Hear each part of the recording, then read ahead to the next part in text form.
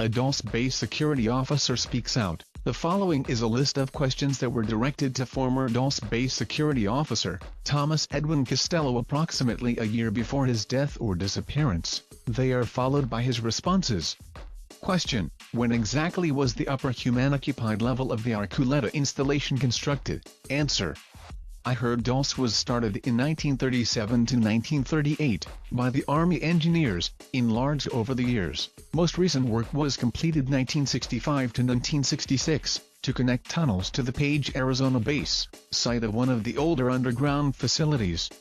The Four Corners base is called Paraca. Most of the Native Americans, the Indians living in that area, are aware of that base, and could tell us about the underground life forms that frequently are spotted near those communities, Bigfoot, etc. Note: the references to the Dulce base here deal mainly with the upper levels, not the extreme lower levels, which include vast natural caverns and, some believe, very ancient tunnel systems as well. This would include the tunnels illuminated by phosphorus pentoxide, which the alien greys avoid, and the origin of which is unknown. In fact, sources have informed us that some of the underground NORAD facilities of Colorado were constructed within already existing cavern systems, suggesting that Ray Palmer and Richard Shaver were correct when, as early as the mid-1940s, they wrote about the government's search for ancient underground cave and tunnel systems to be converted for their own use. Brenton: question: by what means was the upper installations constructed? Are you familiar with the alleged developments made by the RAND Corporation of a highly efficient bore or mold machine capable of melting rock using nuclear-powered Wolfram graphite-tipped drill cones? Answer: according to several senior maintenance workers, part of it was blasted by nuclear devices in the 60s. There are sections, like the shuttle tunnels, that were formed by an advanced tunneling machine that leaves the tunnel walls smooth. The finished walls in those tubes resemble polished black glass. Question: by whom was the Dulce installation originally constructed? Answer: nature started the caverns. The Draco-reptilian humanoids used the caverns and tunnels for centuries. Later, through RAND Corporation plans, it was enlarged repeatedly. The original caverns included ice caves and sulfur springs that the aliens found perfect for their needs. The Dulce caverns rival Carlsbad caverns in size. Note: Carlsbad caverns and especially the adjacent Lechagilla caves are officially among the largest and deepest in the world, with several leads that remain to be explored by professional speleologists. Brenton: question: what exactly are the cattle and human organs such as blood, anal tissue, eyes, reproductive organs, tongues, etc. used for? That is, the organs obtained via cattle and human mutilations. Answer: read the so-called Dulce papers for more information. Question: are the various electromagnetically controlled air or spacecraft that have been seen leaving from and arriving at Mount Archula Answer: manned by humans, the alien entities, or both? Answer: Arculeta Mesa is a minor area.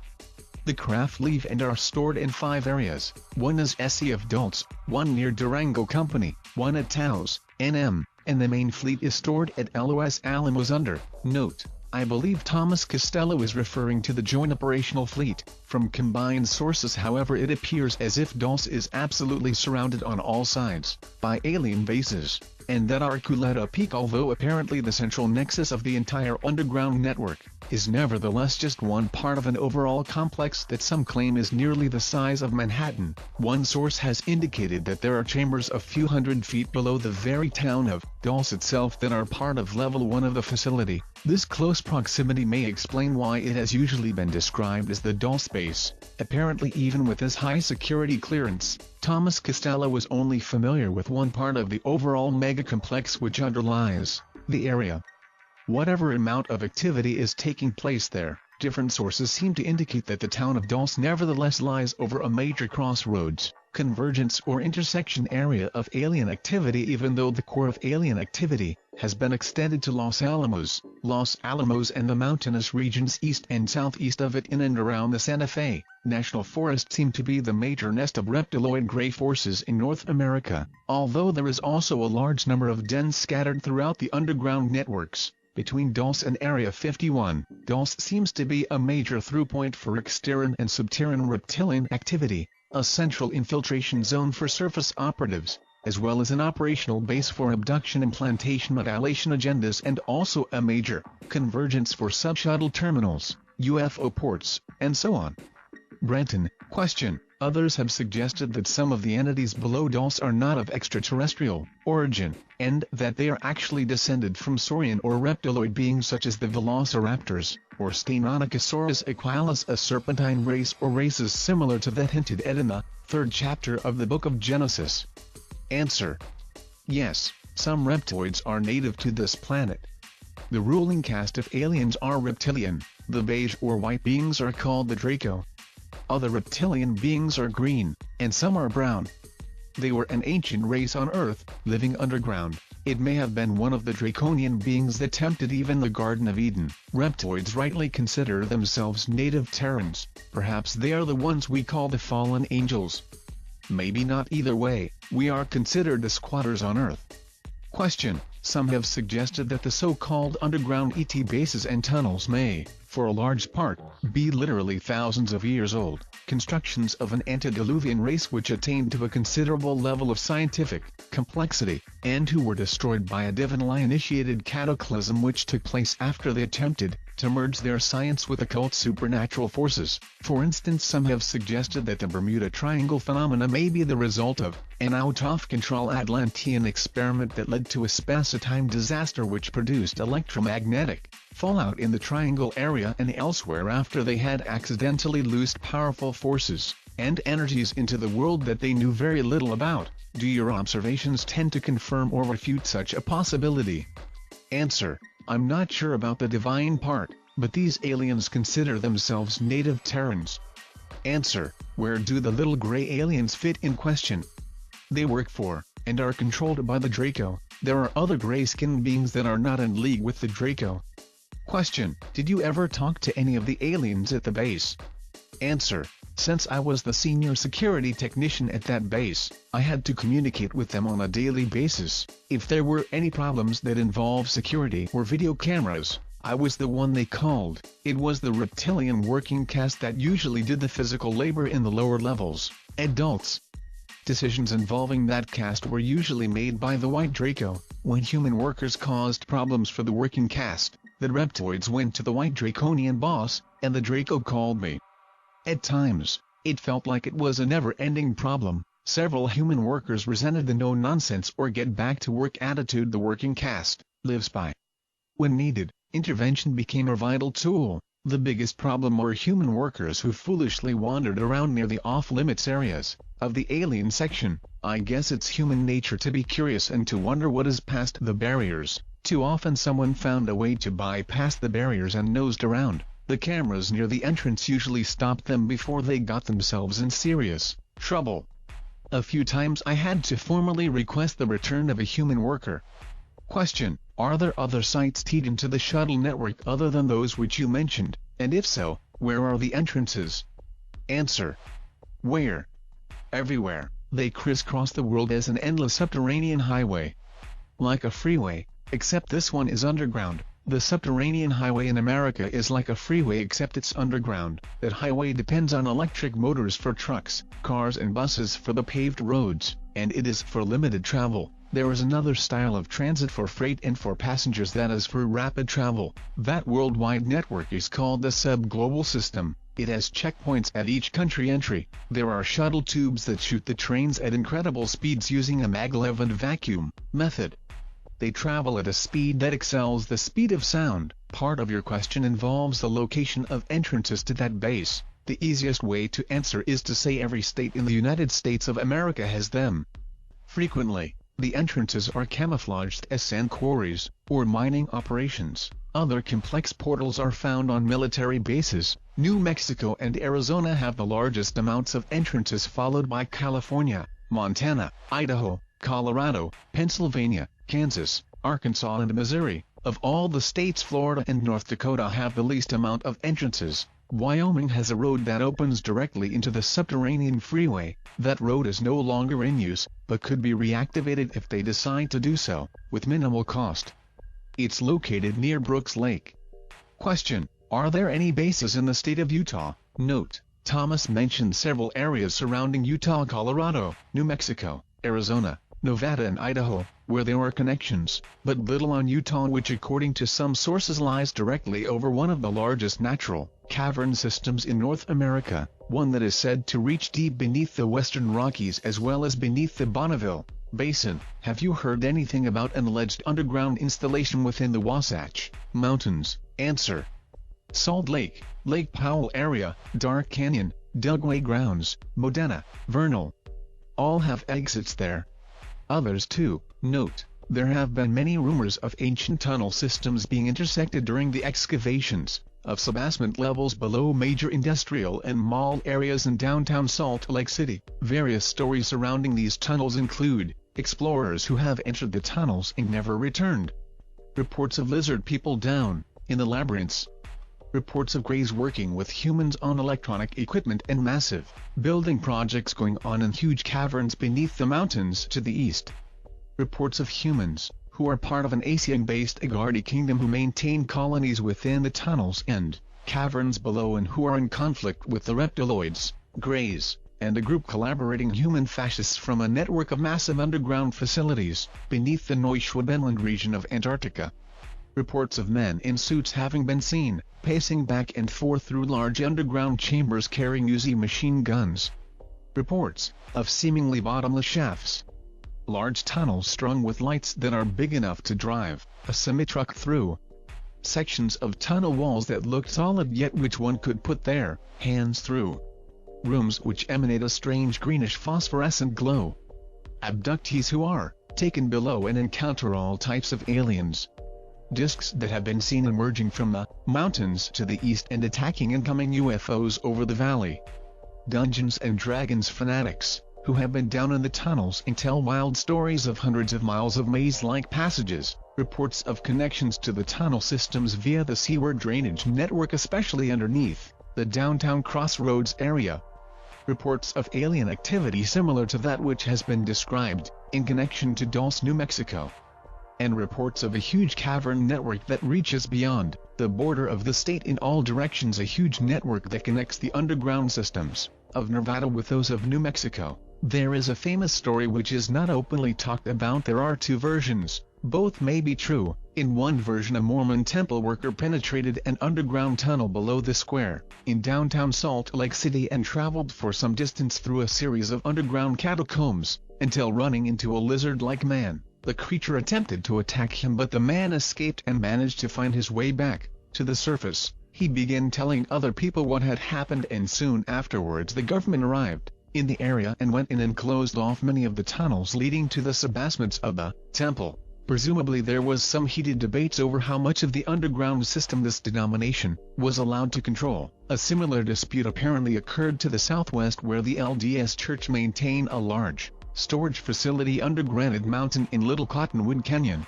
within the upper levels of a vast network of caverns. Fascist CIA elements and the Greys came in and took control of the larger caverns deeper within the mountain and ordered the vault workers to stay out of the forbidden areas, and stated that the U.S. government was now using them for national security purposes and that it was their patriotic duty to maintain the secret. The other version concerned a custodian who entered a tunnel near the cinemas area below the Crossroads Mall across the street and to the south from the Temple Square. While excavation was being carried out into that part of the mall, the worker entered the tunnel and before long encountered a serpent-type man, beat a hasty retreat, and told his fellow workers what he had seen. The FBI and or the local police soon arrived and sealed the tunnel. Another story involved a young man who, along with a friend, had used a chain tied to his pickup truck to rip up a manhole cover in the area near the mall and the square. They navigated through a maze of sewer passages underneath and came to a shaft that descended in a series of 5 small rooms, one below the other, and from the bottom room a tunnel led south into a large chamber wherein they saw a seemingly bottomless shaft, a large southwest tunnel strung with lights and large enough to drive a semi through, and the footprints of some type of three-toed bipedal creature. Other sources imply that early pioneers and settlers of the area who explored these tunnels came in contact with and in some cases even joined with some of the Telosianagartai Mayan underground colonies below the Salt Lake Flats, the Salt Lake Valley and the Western Rockies. These subterraneans had formerly established territorial agreements with the reptiloids and Greys before the aliens began invading their subterranean lands below the Intermountain West en masse in the early 1900s. The treaties were part of an attempt to stave off a possible interspecies conflict. as skirmishes between the humanoids Teros and reptiloids Teros within the cavern networks of North America had been increasing since the 1920s, 30s and 40s. Because of a somewhat non-exclusive collective element with which these humans interacted, it was decided that one possible way to convert the reptilians into becoming beings of emotion and compassion was to allow them access to the group consciousness. The reptiloids, however, once given access, immediately began taking advantage of the collective and used it to control the humans on a subliminal basis. The ease with which this occurred may have been enhanced by the fact that the reptiloids and greys were already operating as part of a collective or group mind, one which was far more complex than the Ashtar or Astarte collective itself, which many of the Aghartians depended on. This suggests that the reptilian collective or hive itself is absolutely void of any and all care, concern or compassion for human beings. Individual reptiloids operating distinct from the draconian collective might however be tamed by other collective-free humanoids, in some cases, as some have reportedly been tamed by the Andropleiadian worlds. If the non-humans could be severed from the collective, they might be deprogrammed and reprogrammed, so to speak, and even attain individual awareness and a degree of emotionalism. In such cases it would not be advisable to give these creatures equal standing among humans, and absolute subservience and monitoring should be enforced even if means were found to sever them from the collective mind network. When dealing with the reptilian forces, unconditional surrender should be first offered, and if this is not accepted, then direct military action would be justified, especially in light of the many permanent abductees whom the Greys and reptiloids have taken captive, those who are still alive to their underground systems. Most of the treaties that the humanoids had made with the reptiloids down under have since been broken, especially following the Groom Wars of 1975 and the Dulce Wars of 1979, during which time much of the underground U.S. base networks, which were funded by American tax dollars by the way, were taken over by the Greys. Some sources have implied that the aliens took advantage of the chaos, especially during the Dulce Wars, and commenced to invade and conquer several of the older underground colonies. This apparently led to a rift in the Ashtar collective, with many humanoids and hybrids splitting off and joining with the Andropleiadian Federation, non-interventionists, and many reptiloids and heartless humanoid agents splitting off and joining with the interventionists of the Draco-Orion Empire. The Sirius B system, which aside from Arcturus and Sol has been the major center of Ashtar activity, has since been shaken by the split between the two opposing Ashtarian factions, and war had reportedly raged through the Sirius system for several years. According to some contactees, an apparent reflection of the division within the underground networks of North America between the Pleiadian-backed Sirian humanoids and Orion-backed Sirian reptiloids, which both had maintained operations within the underground levels before the Dulce Wars broke out. The Dulce Wars were just the mere tip of the proverbial iceberg when we consider that the overall events which happened at Dulce had a chain reaction effect throughout this whole sector, of not the galaxy.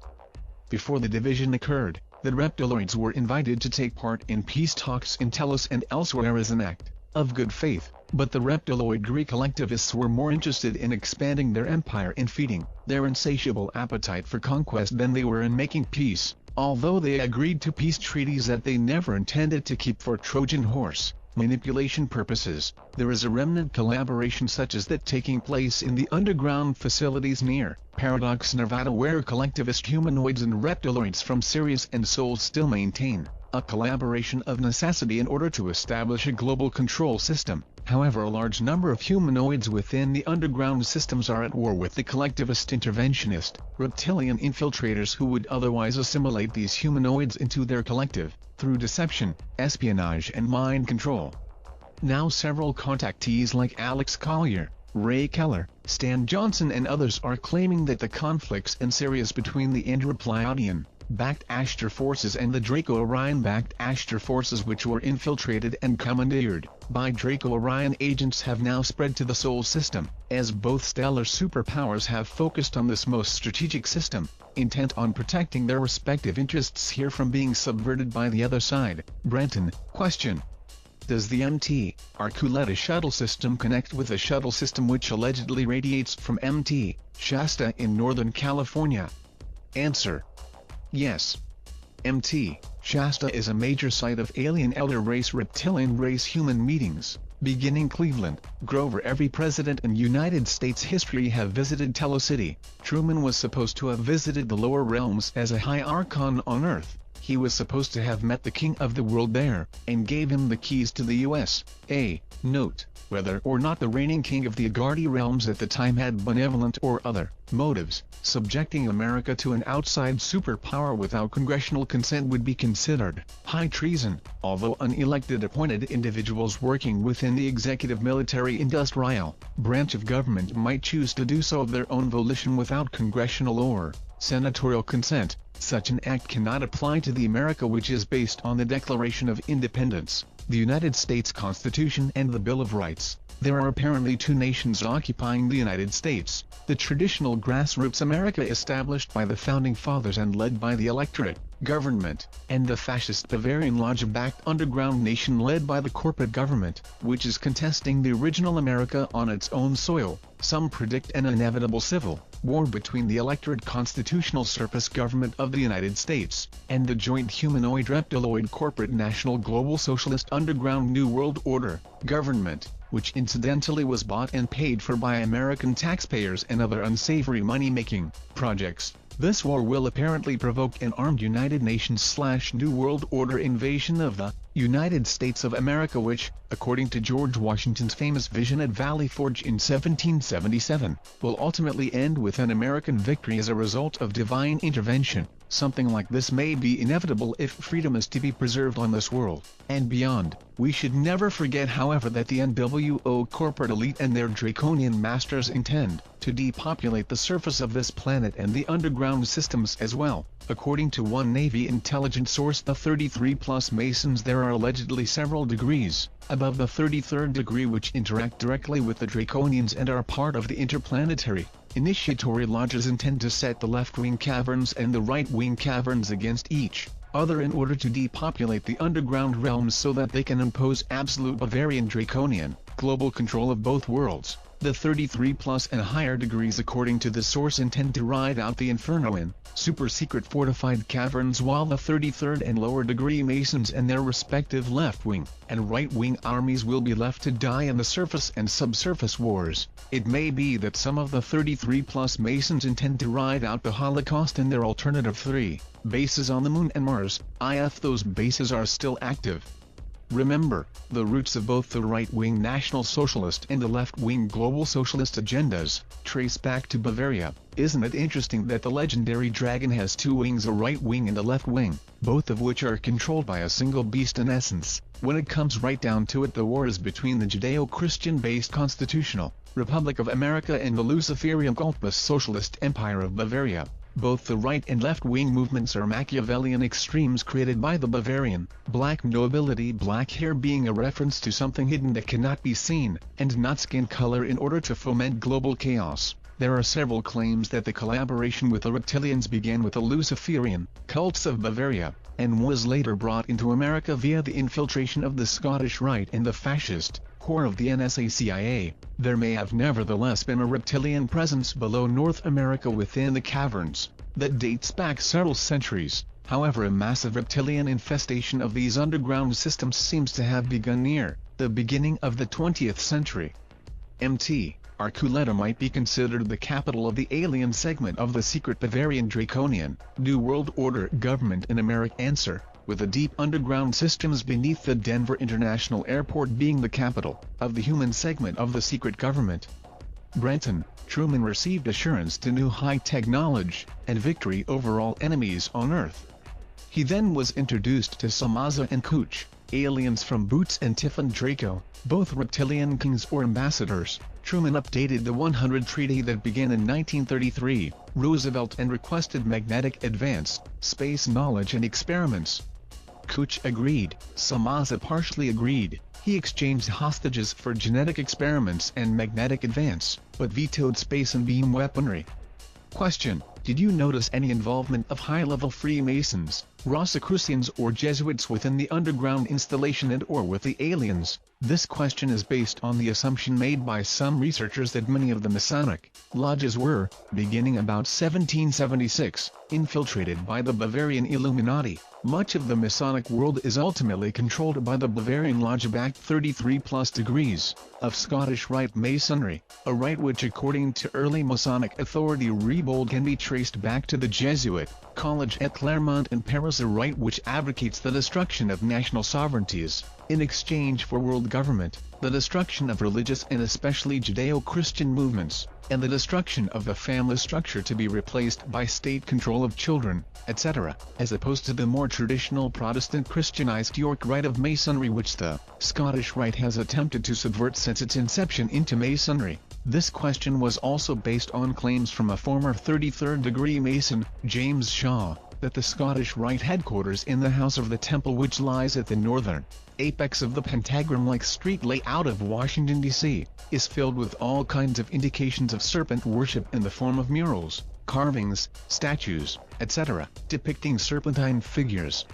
Actually, from what my sources tell me, not only are there degrees beyond the 33rd degree, but the 33rd degree itself is made up of two cores, an inner and outer core, the 33rd degree and the 33+ degree. In the past, when the 33rd degree initiation was reached, a potential initiate might have been given a Bible or a cross and asked to spit on it or desecrate it in some manner. If they refused to do this, they were told that they had made the right decision and remained in the outer core of the 33rd degree, thinking that they had finally arrived. If they did or do commit this form of blasphemy, then they are told that they have made the right decision, and they are sent on to the inner core of the 33+ degree, which is the springboard to the higher levels which interact with the joint humanoid reptiloid, Ashtarian lodges or branches of the serpent cult on other planets, within underground cities, and possibly even other dimensions. One source informs me that former President George Herbert Walker Bush, who was at one time the head of MJ-12, had attained to the 42nd degree.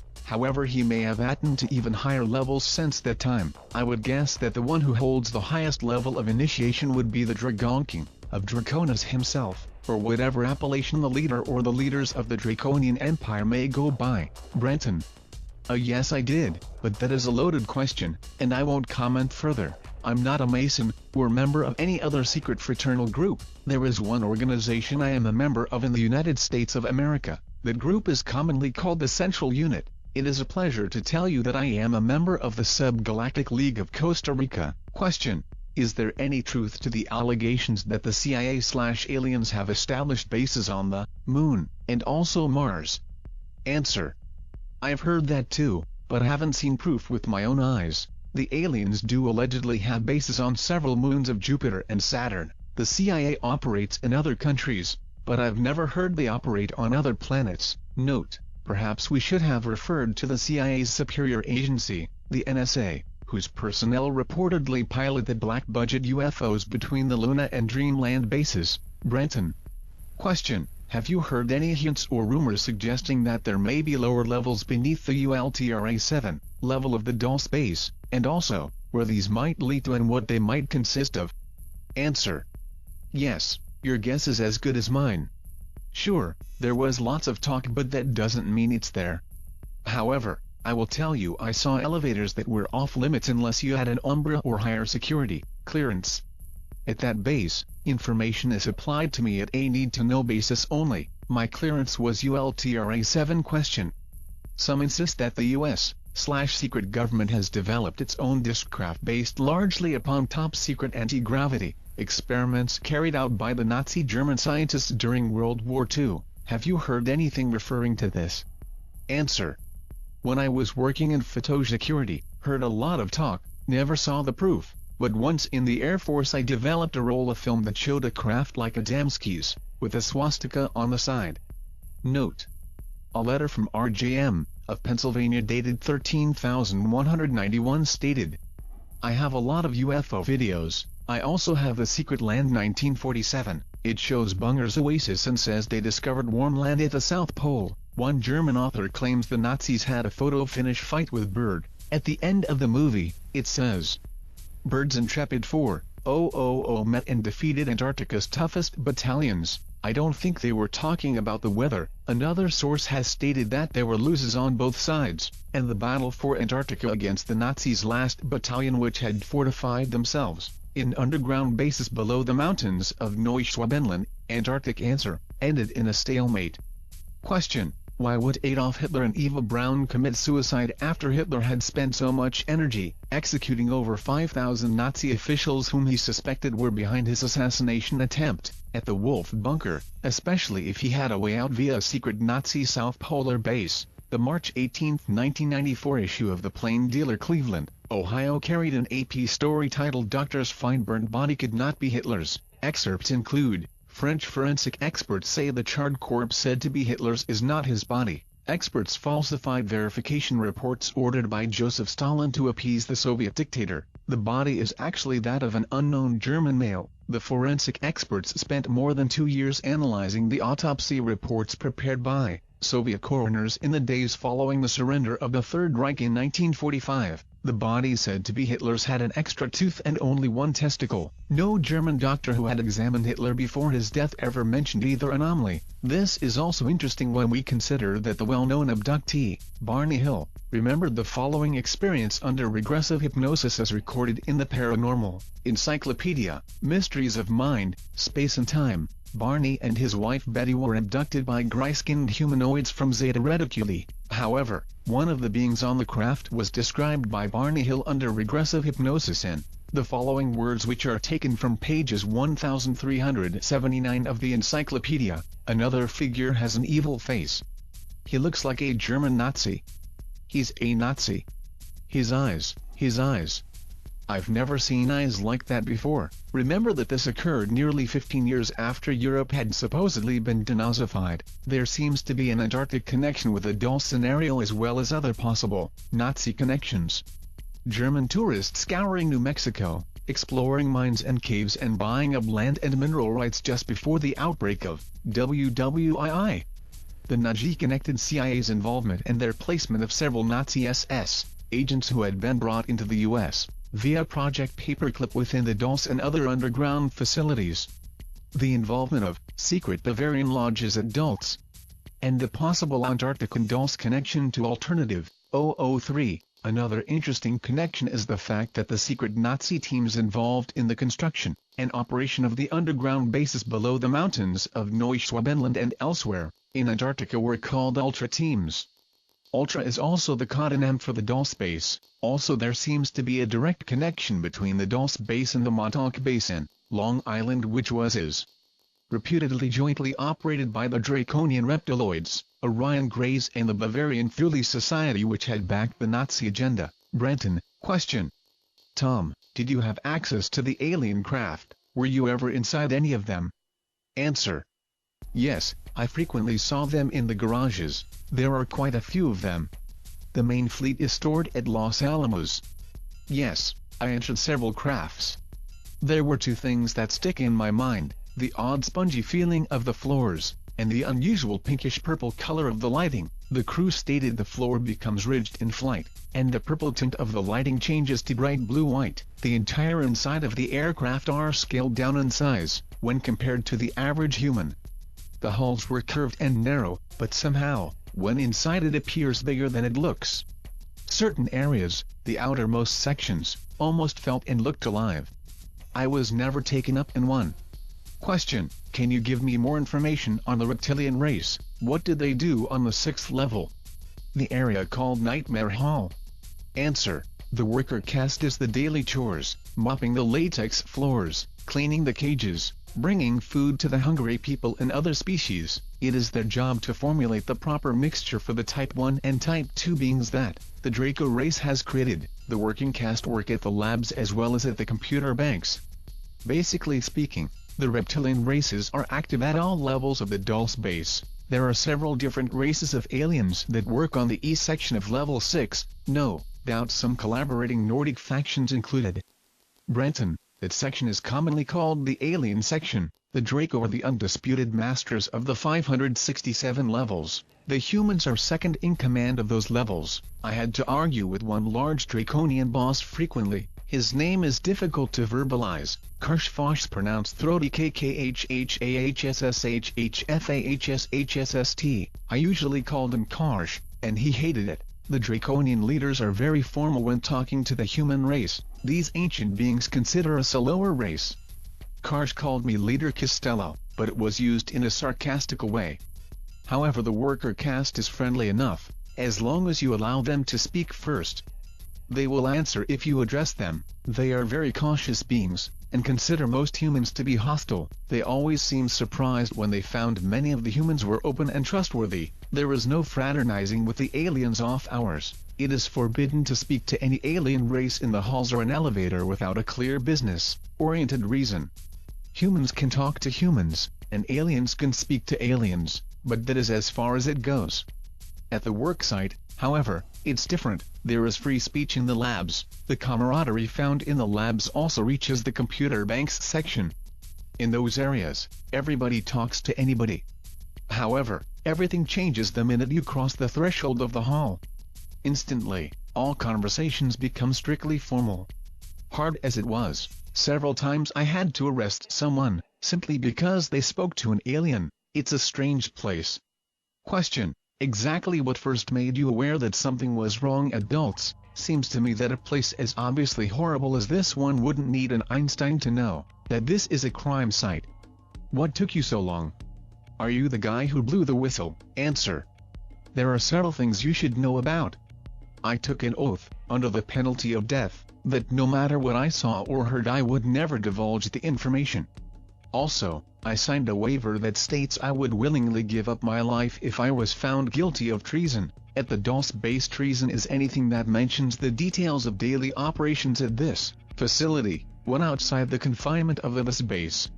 When I first arrived, a need-to-know policy was in effect. The story the honchos told us was that this is a tri-biotransfer facility with advanced technology, doing advanced adventurous methodology for medical and mental gains, which is a fancy way of saying they do really risky things with human life just to see what would happen. If a medical cure happens, it will be heralded on the surface of the earth as a marvelous new cure, saying it was found after years of research at some well-known medical lab. The real story of the cure is never explained. After all, the Dulce base is a secret facility. These people are very good at what they do. They do not tell the truth about the unfortunate people that end up in Nightmare Hall. I worked with aliens. With that in mind, you should get the idea of the secrecy and the security at that place. Yes, I know this was not the usual hospital-type job site, but in the beginning I bought the whole package. I was reminded daily by intercom, in the elevators, that this site does high-risk advanced medical and drug testing to cure insanity. Please, never speak to the inmates, it can destroy years of work. I'm sensible. When doctors say don't speak to them, who was I to destroy the delicate situation? But one man somehow caught my eye. He repeatedly stated that he was George S. and that he had been kidnapped and he was sure someone was searching for him. I don't know why he sticks in my mind. I found I was remembering his face, thinking he sure didn't look or sound insane, but many inmates said that. The next weekend I convinced a friend of mine, a cop, to run a check on the guy, saying I had a run-in with him and was curious. I didn't mention the base at all. It was a sickening feeling when the computer confirmed that George S. was missing. What's worse, the cops thought he was just another guy that got tired of the daily grind and split. That was the beginning. Am I the one that blew the whistle? No. The next Monday, I searched for George, but he was gone. There were no records that explained what happened to him. It was another security officer that came to me saying he and some lab workers wanted an off-duty meeting at one of the tunnels, off the record. Curiosity took over and I said okay. That night, about 9 men showed up.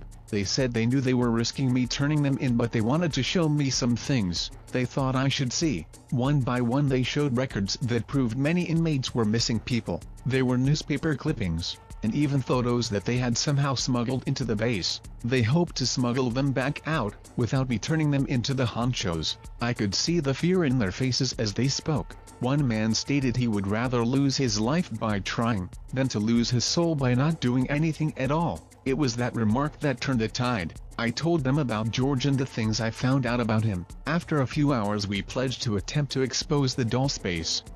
Question: the name Nightmare Hall is descriptive, but surely there was a regular name. What was it called in the manuals? Answer: in the manuals it was called the Vivarium. It describes Dulce Base as a secured facility for tending bioforms of all types. In their report it is retold as a private subterranean bioterminal park, with accommodations for animals, fish, fowl, reptile, and mankind. After seeing this park, the name Nightmare Hall is far more accurate than the manual. The accommodations for the inmates at Nightmare Hall fall short of the pretty picture the manual describes. Question: you mention one reptilian leader, Karsh. Do you know anything about him, like where is he from? Is he from Earth or some other planet? Answer: his name means keeper of the laws. They receive their name after they reach the age of awareness. They do not recognize time as an important factor in being aware the way humans do. Upon their age of awareness they are cognitive of the station or position they are destined to fulfill. At that time they chose or allow someone to choose their name. Their name will include the position they hold and several personally chosen letters. Each letter has a personal meaning, known only to the alien and the one that chose their name. Since Karsh's name means keeper of the laws, his name includes Kash, memory or keep, base word for Akashic record, and FASHST law, base word fast or bind. Reptilians choose to be not only private but secretive of the location of their natal place. To them birth, or emergence of life, is considered as one of the sacred rites of life. They consider Earth or Terra their home planet, but several reptoids discuss several star maps. Most of those stars were within the Milky Way. Within those star maps lies the stars and planets of the allegiance, Earth being one of the planets in their trade routes. If any human asked clear questions about the allegiance, the aliens referred the questions to the Draco. The Draco in turn referred the questions to their supervisor, me. I did not have that information about the stars, because information was applied on a need-to-know basis. I didn't need that information. Question: did any of the working cast join in the revolt? Could you give me some names? Answer: a few of the rep are coded. Before you re-enter the car, all the elevators are magnetically controlled. Even lights in elevators, as well as all lights on all levels, are magnetically induced. The light bulbs are not the type bought on the surface, but a totally different type of light system. The illumination found there is a closer match to natural sunlight than any artificial light on the surface world. The shape of the elevators is unique. If you have ever seen a Tupperware sugar bowl, you could see the shape copied in the elevator, sort of like an open-ended oval with another half-oval on each side. The elevator shaft matches the shape perfectly. The magnetic controls are in the half-oval shape. If you could stand on or close to the half-ovals, you would feel the slight pull of the power of those magnets. The motion is smooth and silent. There is a nearly unnoticed surge when the motion starts or stops. There are no cables needed, because the lift is magnetic, not electric. Since there are no cables in the elevator cars, there is no chance of them falling. Question: I understand that certain groups of cleared individuals in the government are collaborating with alien groups.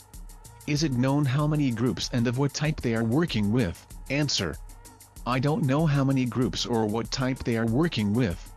Question: a mysterious security man calling himself Agent Yellowfruit says he worked at Groom Lake, Area 51.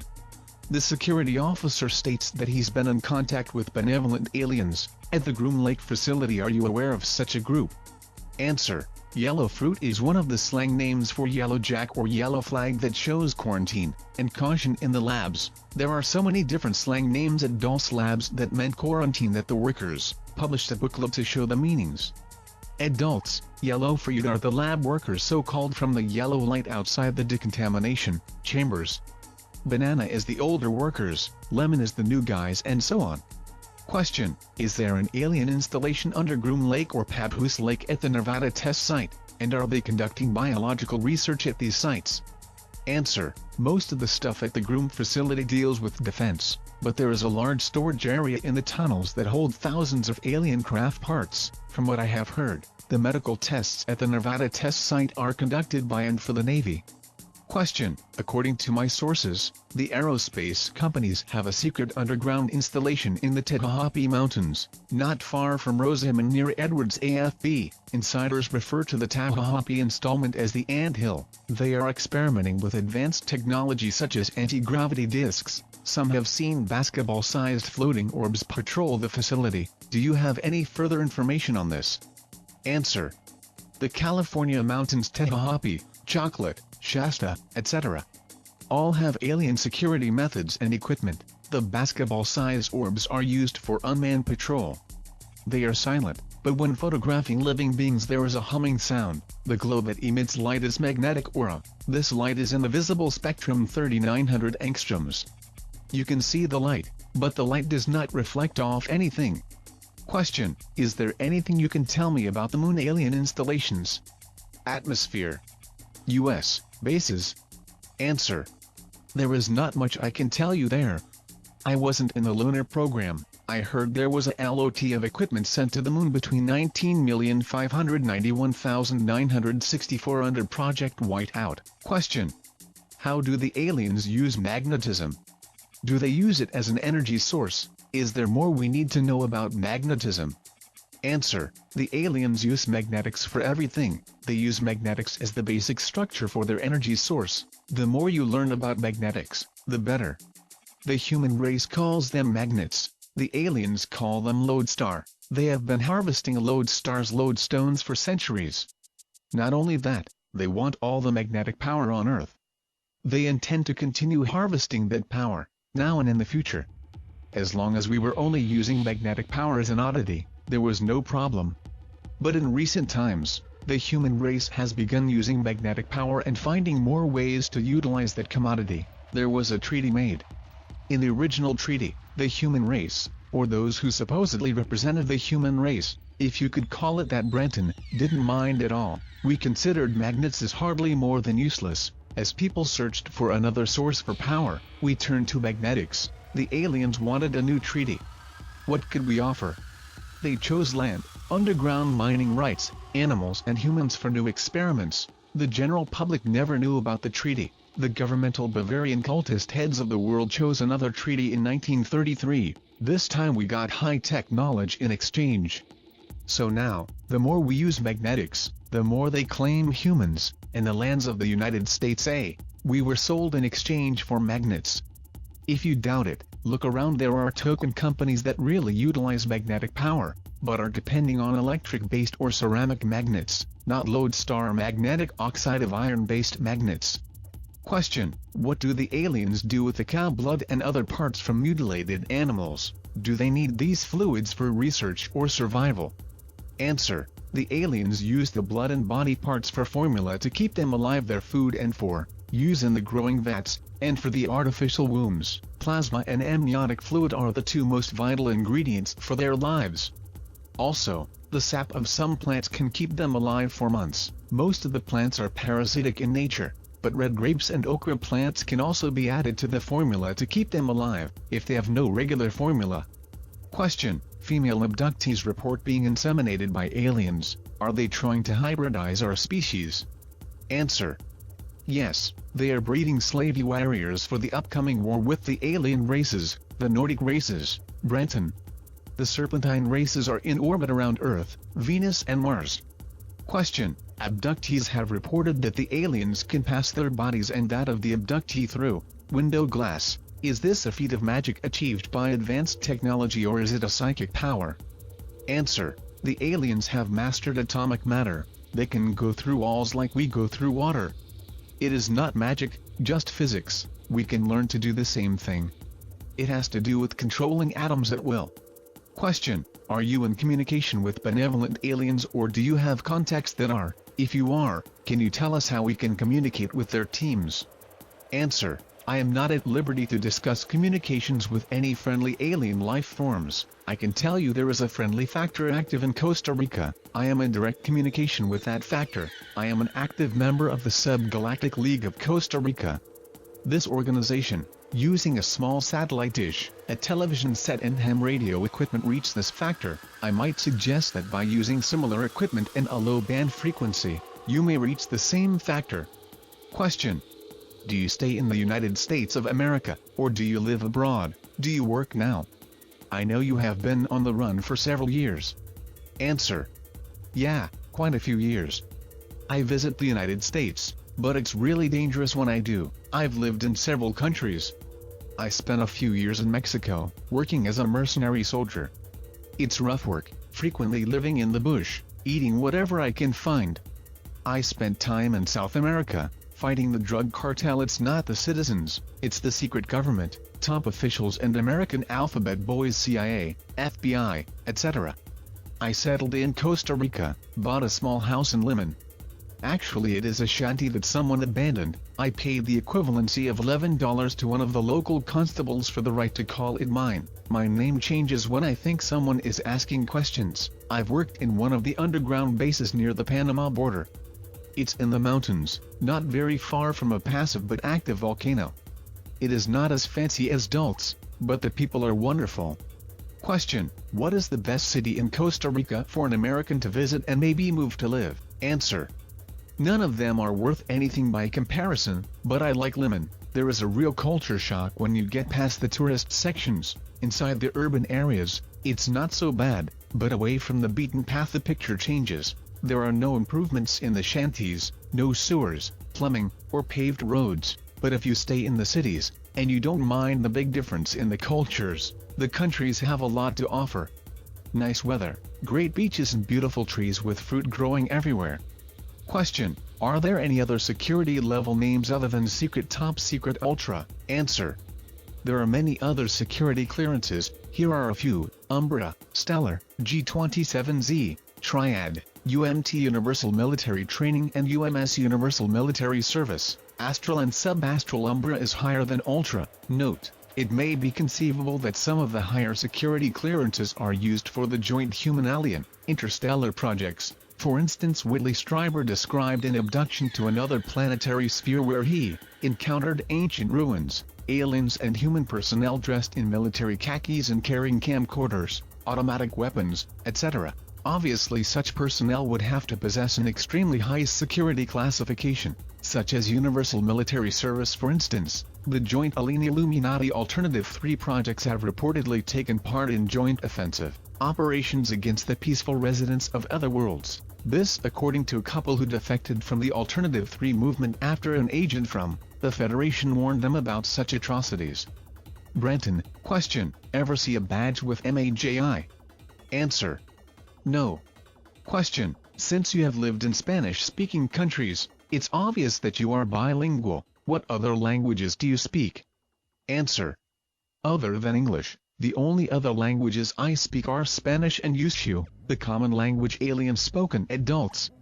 I speak Spanish fluently, and enough Yushu to keep myself out of trouble. Shortly after I first transferred to Dulce, I took a crash course in Yushu. Anyone that plans to spend more than 1 week working at that base, they are wise to learn the basics. Otherwise, you are required to wait for an escort to get around. All the signs at that base are written in the universally recognized symbolic language. Yushu is logical and easy to learn. Question: what are the eating habits of the aliens? Are they carnivores? Answer: that depends whether they are one of the gray worker caste, one of the reptilian worker caste, or one of the higher developed draconian leaders. Also, the created beings, replicants, type 2 being, or one of the really strange genetic mixtures. I'll try to cover a little of each. The formula includes amniotic water, plasma and several other body parts raw, usually bovine. This nearly clear mixture with a texture of pureed peaches, and almost in that color. The greys make the attempt not to eat around the humans, because the odor of it is very unpleasant to any human. They can spend days or even weeks between feedings. The working caste of the reptilians eat meat, insects and a large variety of plants including vegetables and fruit. They prefer their meat raw and very fresh, but have learned to enjoy some cooked meat like rare beefsteak. Note: according to many abductees, the reptiloids are not above eating human flesh. It has been said that they prefer flesh that is young enough to be free of toxins, yet old enough to be imbued with a lifetime of accumulated emotional energy residue which is resident within the human body. Some abductees claim that certain reptilian factions have such complex biotechnologies that they are able to remove a human's soul energy matrix and place it in a containment box, and use the controlled body for whatever purpose they choose. Some abductees also insist that in some cases the reptiloids can create a clone duplicate of a person in a short amount of time through time warping and replace the soul energy matrix of a person back into the new clone body if their disappearance from society would otherwise create too many problems. This way they can ingest the emotional residue imbued original body without the abductee realizing, in most cases, that their soul memory matrix has been transferred to a cloned body, because they would have experienced a total soul matrix energy transfer and a suppression of any memories relating to the transfer process. The cloned bodies do not possess the integrated emotional residue that the vampirialistic reptiloids apparently crave and find intoxicating in a similar manner as a human on Earth who is addicted to hard drugs. Brenton. Unlike the Greys, they eat frequently and usually carry or send for food on their breaks. The ruling caste is secretive about their foods. They have created several dietary myths that they carefully embellish when the chance arrives. One of their favorite legends involves one of their ancestors' ability to eat an entire flock of geese in one setting. They rarely eat in sight of any other species. They carefully choose their food, then carry their meal to their quarters. It was only when dignitaries arrive at the base do they join their meals. They enjoy the same foods we do, and they have been seen secretly munching on a freshly found snail. The human-looking replicants eat some cooked vegetables. They rely on vitamins and liquid protein for sustenance. If they have to eat on the surface world, they can eat whatever they are served, but as soon as possible they regurgitate. Their digestive systems frequently fail to process the food properly. The engineered beings have a special diet, created for their dietary needs. The mixture includes several organ foods blended with plasmatic fluids, amniotic liquids and parasitoplasm materials. These unique animals also enjoy occasional green plants, usually grasses or lettuce. The creatures that are designed to become warriors eat Protelian janitorial crew. Let us know that they knew we were attempting to sabotage the work going on in the 6th and 7th levels. One of them, with the name Shal, secretly formed a small group of reptoids with the same mindset as my group. Take note of the similarity between this scenario and the NBC miniseries V, which is now available on videocassette after years of known availability. I have it on good authority that the original author of the V idea was an investigator who knew Thomas Castello on a personal basis. He had connections in Hollywood and had written a motion picture script, which was in turn seen and borrowed without permission by an NBC employee and rewritten as a miniseries. The show was based on reptilian humanoids from Sirius B who had come to Earth under the guise of benevolent human-like space brothers to bring a new order of universal peace. In reality they had a secret agenda to rape planet Earth of her resources and steal her people for biological sustenance. This agenda was being contested by a human resistance who refused to fall for the reptilians' facade, and these resistors were in turn working with a secret fifth column of reptilians who did not agree with their leader's agenda for planet Earth. Could this miniseries have had an actual basis in a bizarre reality? Brenton. Shal took upon himself the danger of informing me. He was as open as is possible in a unique situation. On the day I found out about it, I was inspecting a camera near an exit tunnel. He approached, stooped down. The tall reptiloids average about 78 feet in height according to most witnesses. Brenton, seemingly scraping some non-existent dirt, and he quietly said, "A few of us agreed that you are singular in your interest in missing human reports. If true, walk away. I'll reach you. If it's untrue, destroy my life now." My heart almost leaped out of my chest, but I silently walked toward one of the wide halls. For the rest of my life I'll remember those words. It was the first time I knew reptilians could have individual thoughts and opinions. Basically, they formed a uniform front with a small variety of interests. Or at least, that was what we had thought. It was a couple days before I heard from him again. As he walked beside me in the 6th level's infamous hall, I heard him say, "Enter the exit tunnel on the 6th level, north, after your shift." The next few hours were long and filled with thoughts of betrayal, or worse, but I shouldn't have worried. I contacted one of the original 9 resistance men, and let him know, just in case.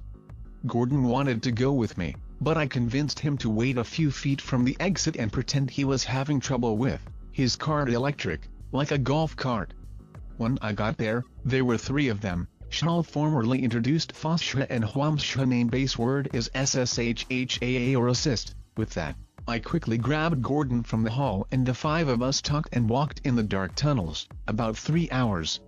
After that day, the joined resistance group got bigger and bolder. Ultimately, it ended when a military assault was initiated via the exit tunnels and they executed anybody on their list, human or reptilian. We fought back, but none of the working cast had weapons, nor did the human lab workers. Only the security force and a few computer workers had flash guns. It was a massacre. Everyone was screaming and running for cover. The halls and tunnels were filled as full as possible. We believe it was the Delta Force because of the uniforms and the method they used that chose to hit at shift change, an effort that killed as many as named on their list. Note: if Thomas Castello is correct in his assertion, then based on his overall revelations, as well as the revelations of others such as Robert Laser, Phil Schneider, etc., the Dulce Wars were the result of at least 5 overlapping factors or scenarios which converged at more or less the same time or played into each other. This may have also involved a conflict of interest within the MJ-12 itself, and apparently involved different security forces including the Delta Force, Black Berets, Air Force Blue Berets, Secret Service, FBI Division 5, CIA Stormtroopers and Dulce Base Security. The various factors which seem to have played into the Dulce Wars would include animosity towards the Greys for their slaughter of several scientists and security personnel in the Groom Wars below Area 51 3 years earlier as described by former MJ-12 Special Studies Group agent Michael Wolff. Accidental encounters between aliens and human construction workers and security forces near Dulce as described by Phil Schneider. An attack on the Dulce base resistance that was apparently ordered by die-hard collaborators and deeply evil intelligence as described by Thomas Castello. An attempt to rescue several of our best scientists who had been captured by the aliens after they had discovered the grand deception involving a violation of the established treaties, that is the permanent abduction of thousands of humans to the Dulce and other bases for God only knows what purposes, as described by John Lear. Could it be that MJ-12/PI-40 was unaware of these abductees, yet their superior agency the Black Monks/MAJIC agency was aware and had agreed to an actual exchange of human life for technology? And another factor would involve a dispute over whether human security personnel could carry flash guns as opposed to machine guns. All of these were apparently contributing factors to the altercations which raged throughout the Dulce base beginning in 1979. Brenton.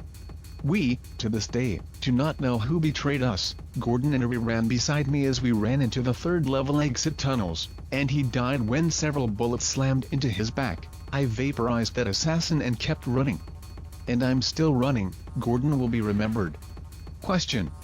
Tell me more about the flash gun. Is it difficult to operate, or is it like the weapon on Star Trek, that can stun or kill on different modes?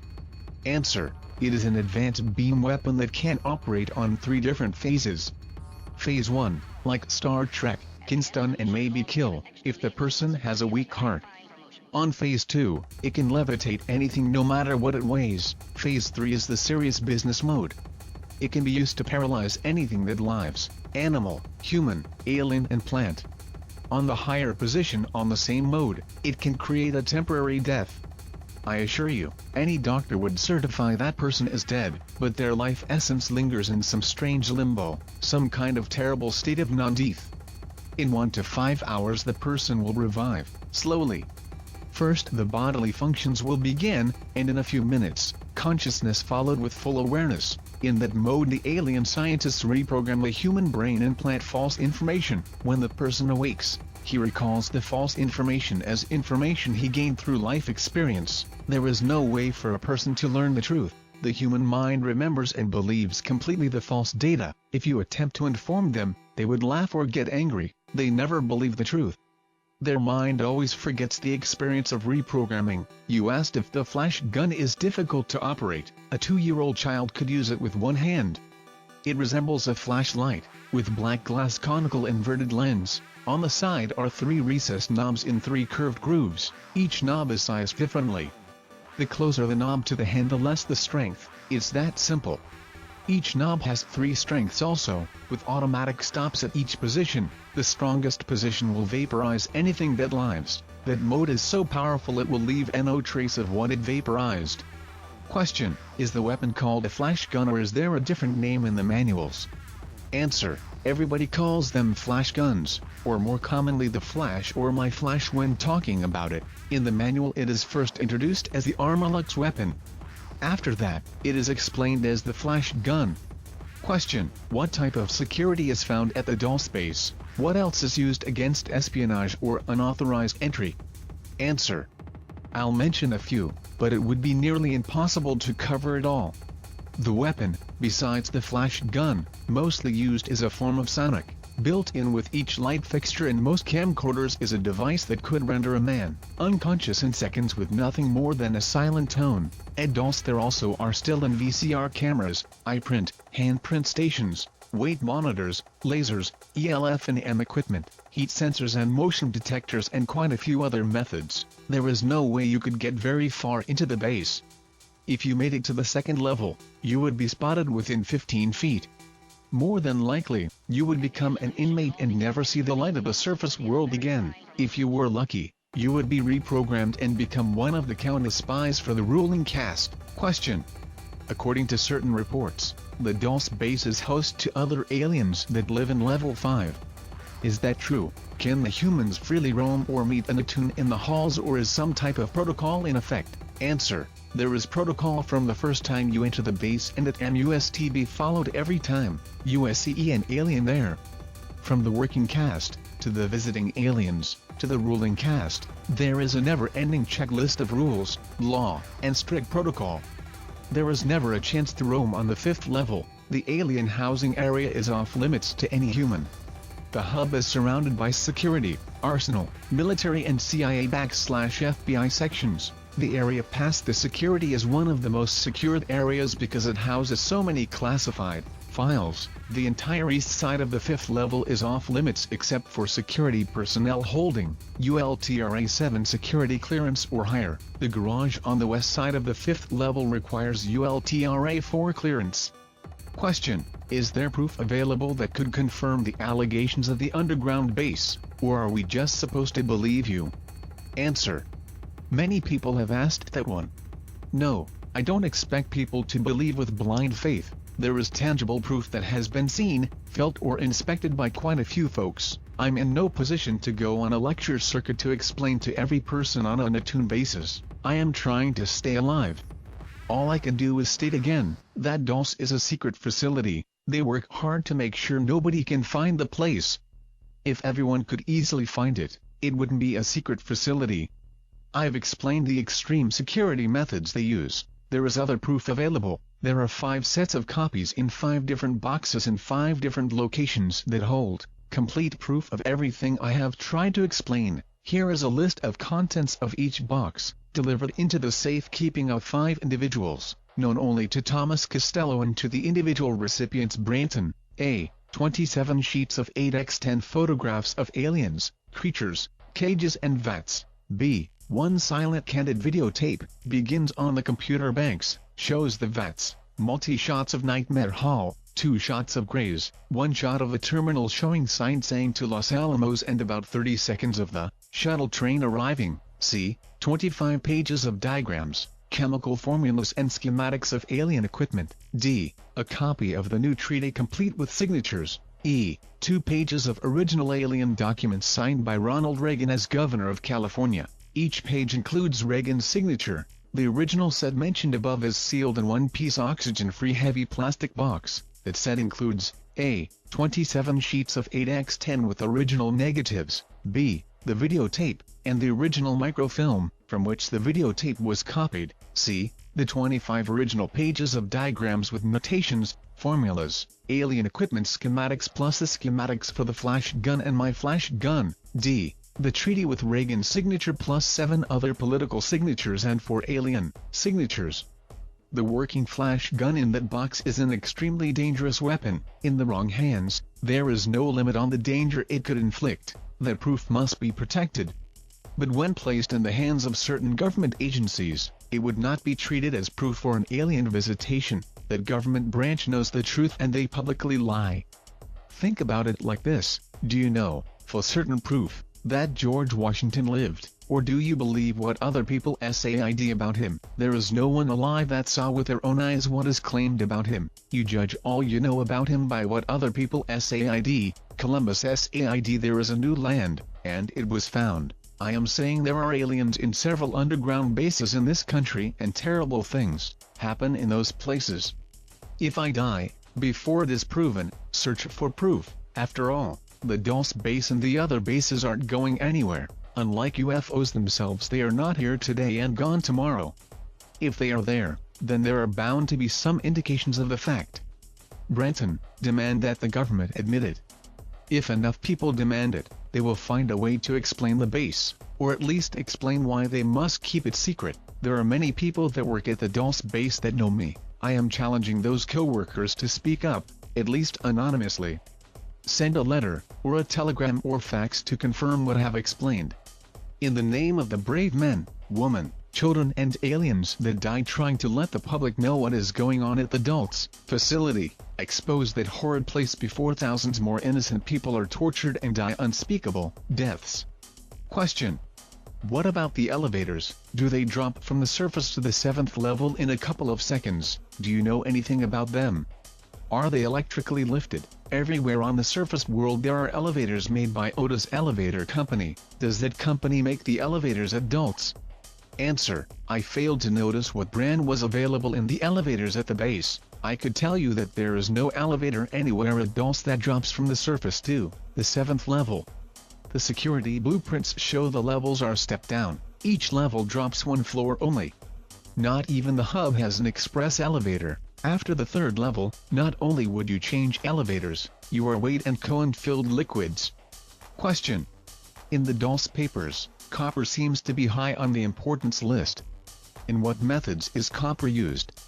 Answer. One of the main uses of copper at Dulce is containment of the magnetic flow. Magnets are used everywhere at that base. The infamous vats interiors are lined with copper, and the exterior walls are clad with stainless steel. The mechanical arm that stirs the liquid is made of a copper alloy. Other uses include dietary needs in a few of the transbiotic beings. There are several specially made cells or rooms built first with lead, then magnetic steel, then clad in copper. It is in those cells on the 4th level that contain living oral essence. This essence is what you would call a captured disembodied soul or astral body. Note. This may tie in with the reports of certain remote viewing astral spies who claim to have projected into underground facilities like Dulce, New Mexico or Pine Gap, Australia, only to have close encounters with these astral containment fields, or have been captured by the same and released after being interrogated via supersensitive electronic equipment. In one case, an Australian remote viewer was probing the Pine Gap facility where he also saw 3 other astral spies. The magnetic or astral body of one of these people had been captured by such a containment field, which really disturbed him. This man, Robert, also saw Grace and reptiloids operating in the deeper levels of Pine Gap and also Nordic type humans who were apparently captives and who did not seem to be very happy about being there. Brenton. Question. Growing multi-species beings, blood formulas and human parts in vats sounds like a bad plot to a science fiction movie. The doctors and scientists of the world claim you can't mix the species. Note. Naturally this may be true, however through genetic bioengineering and genosplicing this has apparently been accomplished, to some extent. Brenton. The concepts mentioned in the Dulce papers sounds far-fetched. Could you provide information that the average surface world reader could understand about similar things? Answer. The doctors and scientists on the surface world may say that, but underground, away from the prying eyes of ethics boards, they do grow transgenous beings. There is a lot of written material available at libraries. One of the best sources is an easy-to-read book published back in 1969 by Prentice Hall International, with the title of The Second Genesis, The Coming Control of Life by Albert Rosenfeld. In this book, they discuss animals that may be especially bred to supply genetically reliable organs for people and the use of fetal or embryonic material from which adult-sized organs and tissues may be grown. Also he discusses the fact that embryonic tissue has no immunological activity, therefore it cannot provoke the defense mechanism in the recipient. It will join the body not as a foreign antigen, but as a natural protein. He further discusses solitary generation, commonly called virgin birth, but also known as parthenogenesis.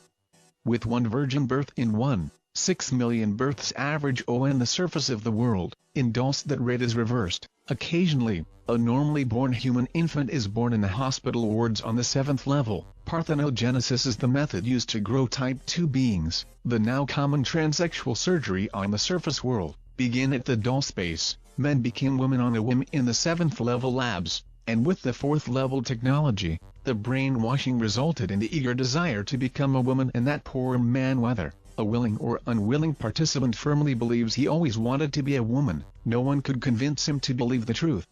All things are twisted at Dulce, a quote by Dr. Ralph W. Gerard in the second Genesis put in his now classic statement, "There can be no twisted thought without a twisted molecule." MOSTF originated at Dulce. Question: how are the human workers stopped from telling everything about Dulce? Answer: implants, fear, threats to harm the families, control. Also reprogramming with ELF, extremely low frequency, and drugs are the most common methods, to encourage the workers not to divulge the location or daily routine. Question: a construction worker at the anthill in Northrop's Tehachapi base reports seeing 10-12-foot-tall human-looking beings in lab coats.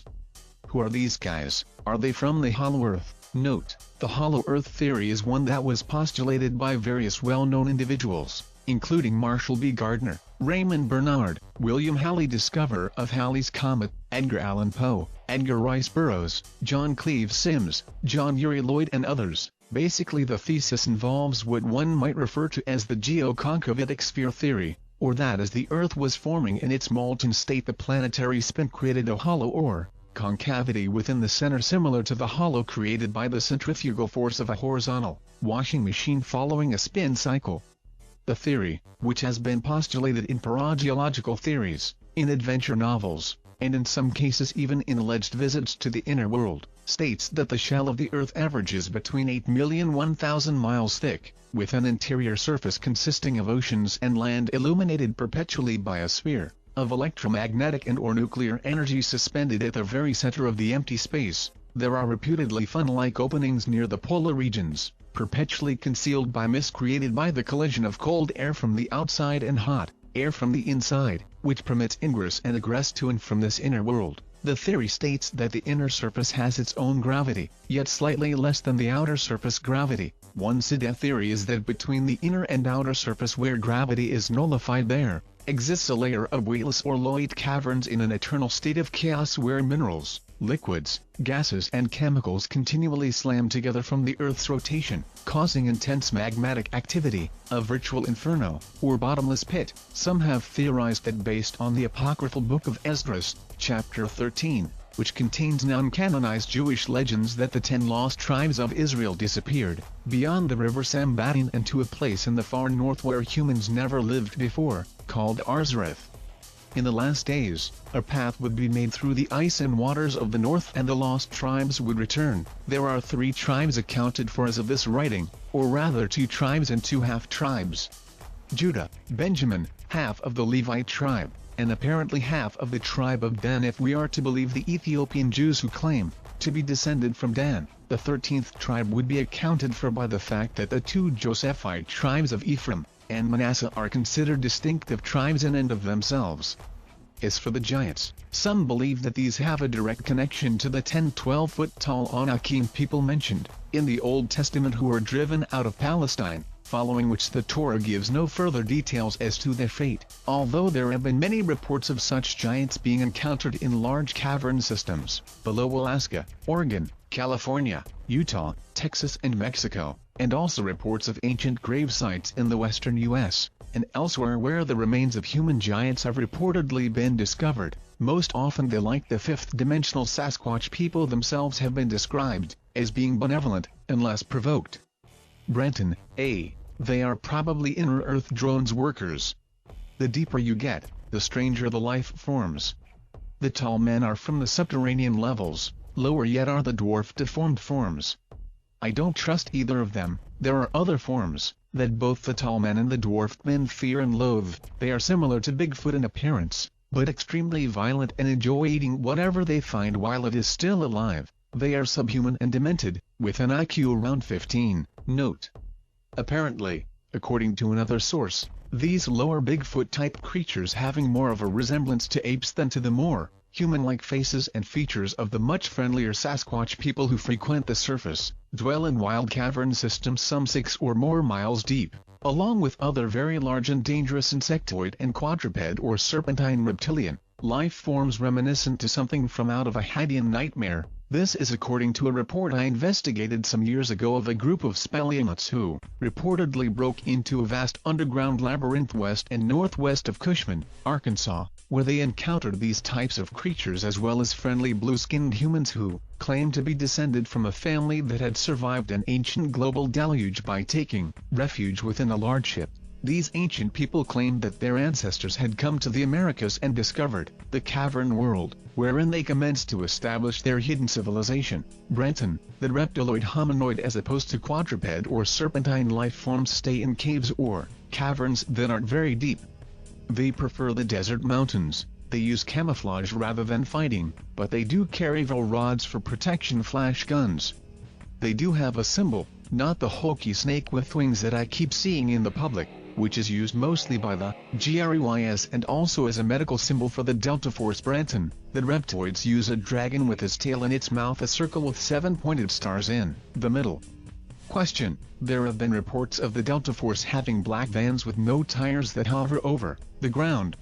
How much are we United States of America already interworking with alien cultures? Answer: I haven't seen the black vans you mentioned. We are totally submerged with alien cultures. Very little of the original human cultures have survived. Question: how can we the public go after or expose an alien culture which is covert and hidden? Answer: go for the best shot. That means go after the reptoid. They stay near the surface. They choose to try to hide and avoid contact. They are soldiers, doing a job, and usually there are 2 or 3 at each job site. They are manning a remote post. They are not to bother the humans unless they are endangering the post. Most of them are not hostile and won't kidnap you. They may blast you with a flash gun that may paralyze you. You won't remember the flash for an hour or 2 and cause confusion and mild fear.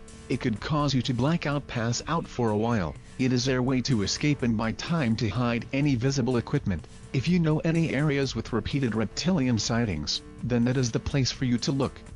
They are fearsome to meet face to face, and their voices are harsh and whispery with heavy SS's, but most of them understand English and several other languages. Wear something with a reptile, not something violent, like St. George killing the dragon, in sight. If you see one, keep your hands open, palm forward, arms down. That is the non-aggression approach. Don't raise your arms, unless told to. Don't carry anything in your hands or arms. If he doesn't run, walk slowly towards him. Let him speak first. They consider humans repulsive and hostile and threatening with good reason. Don't try to offer him anything. Don't touch him or anything of his. If he hisses at you, back up a couple feet, but don't look away. It simply means he finds you smelly. Don't try to overpower him. He is stronger than 10 or 12 men.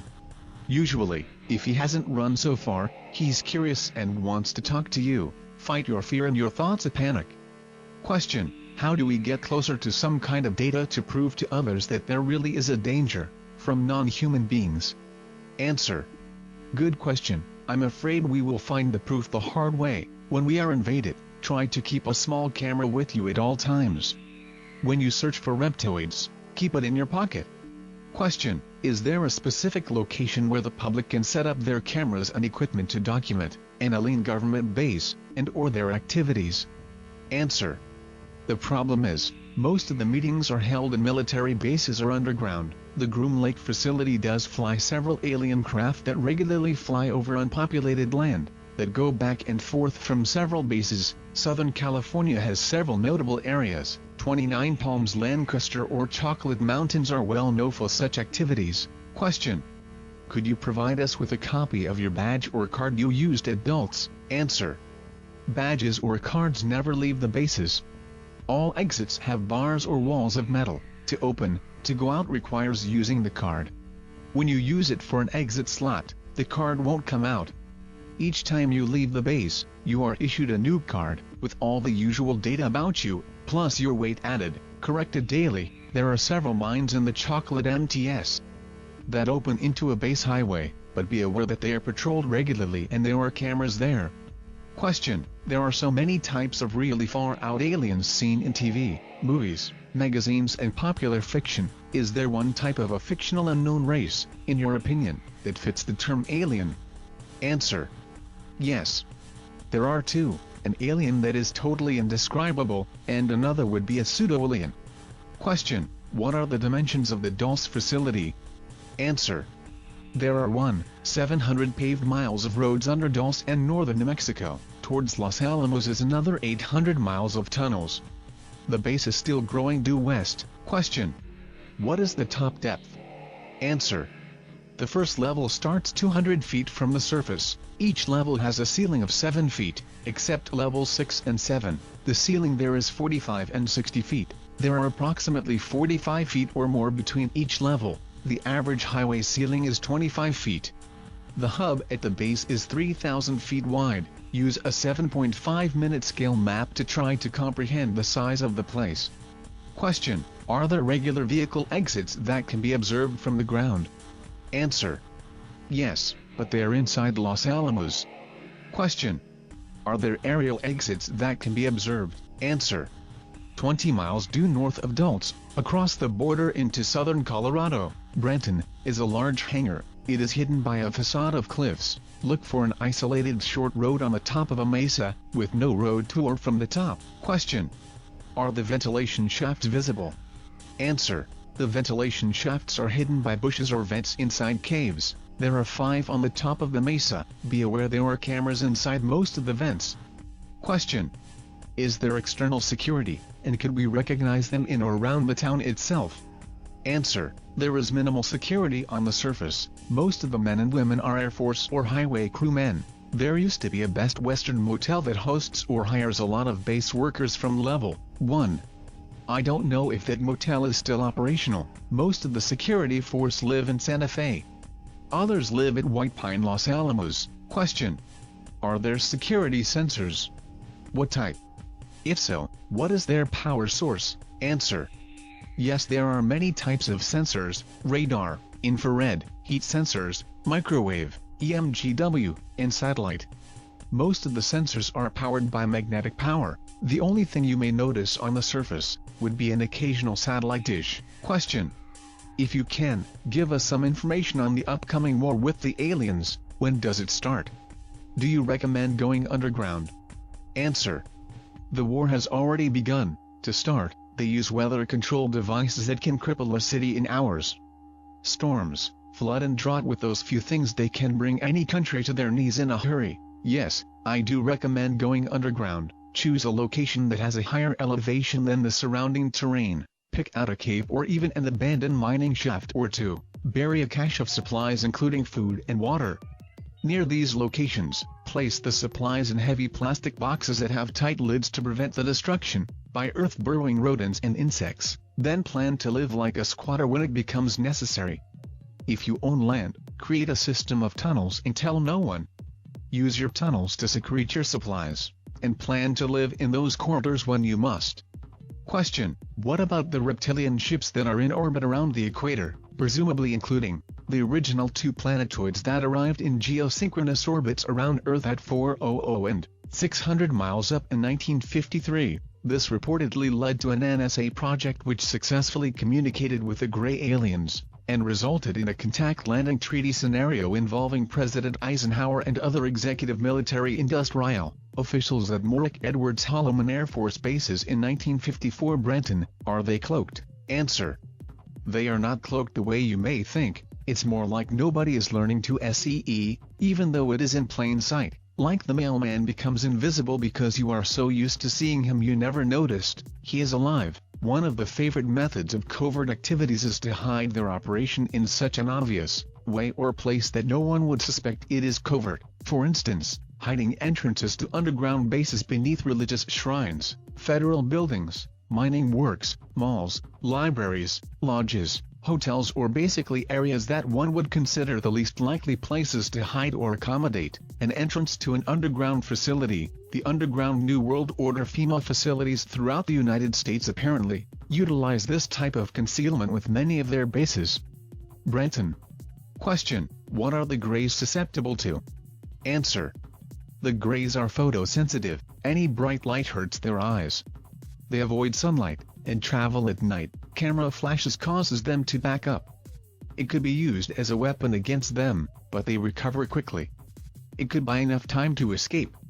Use commands, or nonsensical words in the form of commands, and they will back up. Their brain is more logical than ours and they do not create fun. They do not understand poetry either. What really confuses them is saying things in Pig Latin. We learned that in a hurry, and used it against them, the GREYS in the Dulce Wars.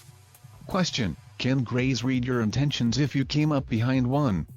Answer: yes, they read your intent, because they use your body's frequency. The human race broadcasts a frequency that they recognize as an electromagnetic impulse. Each person has a slightly different frequency. That difference is what we call personality.